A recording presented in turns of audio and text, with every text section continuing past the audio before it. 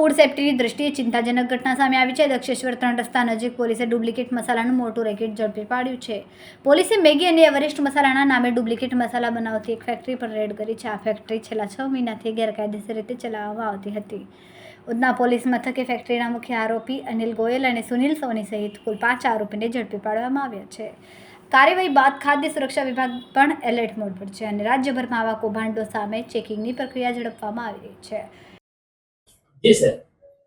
તારીખ 26 જુલાઈના સાંજના સમયે અમારી ઝોન 2 એલસીબીના જે બે એએસઆઈ છે, પ્રદીપ જગદંબા પ્રસાદ અને નરેશ હોશિયારસિંહ, એ લોકોને એમના ખાનગી બાતમીદાર મારફતે માહિતી મળી હતી કે દક્ષેશ્વર 3 રસ્તા નજીક ચામુંડા ઇન્ડસ્ટ્રીયલ એસ્ટેટની અંદર ડુપ્લિકેટ મસાલા બનાવતી એક ફેક્ટરી કાર્યરત છે.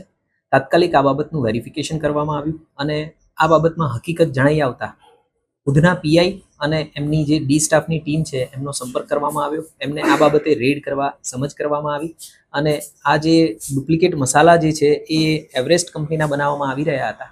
એટલે એવરેસ્ટ કંપનીના જે સુરત ડિવિઝનના એરિયા સેલ્સ ઓથોરાઇઝ મેનેજર છે એમનો સંપર્ક કરવામાં આવ્યો.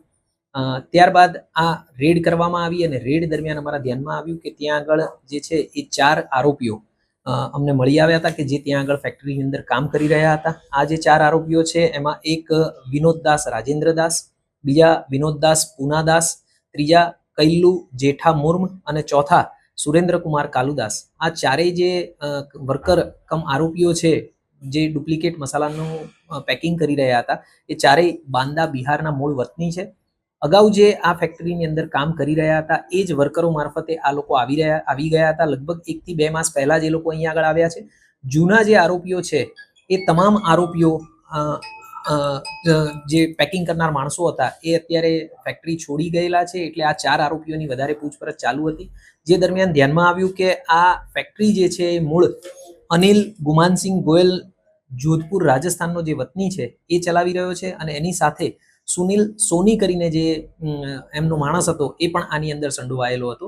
હાલે અમે જે આગળ 4 વર્કર જણાવ્યા એ 4 વર્કર અને આ સુનિલ સોનીની અરેસ્ટ કરી અને ધરપકડ કરી અને પૂછતાછ ચાલુ કરેલી છે.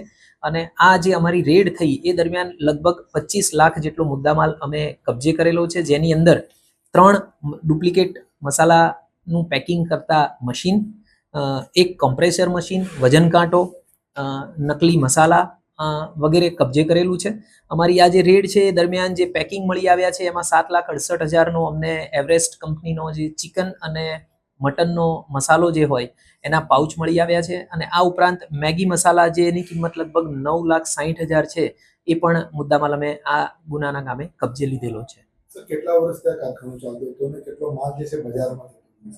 જે અમે તપાસ કરી અને હાલ જે વર્કર કમ આરોપીઓને અમે અરેસ્ટ કરેલા છે એના મારફતે પૂછતાછ ચાલુ છે. અમારા ધ્યાનમાં એવું આવેલું છે કે આ જે કારખાનું છે ફેક્ટરી એ લગભગ 6 માસથી ચાલુ હતી અહીંયા આગળ. પણ આ જે વર્કર્સ છે એ બધા છેલ્લા લગભગ 1 થી 1.5 માસમાં જ આવ્યા છે. એની અગાઉ જે કામ કરનારા વર્કર કમ આરોપીઓ હતા એ બધા જ ફેક્ટરી છોડી અને બીજે કામ કરવા જતા રહ્યા છે. એટલે બાકીની જે છે એ ઇન્વેસ્ટિગેશન બાદ અમે હકીકત તમારા ધ્યાનમાં લાવી શકીએ.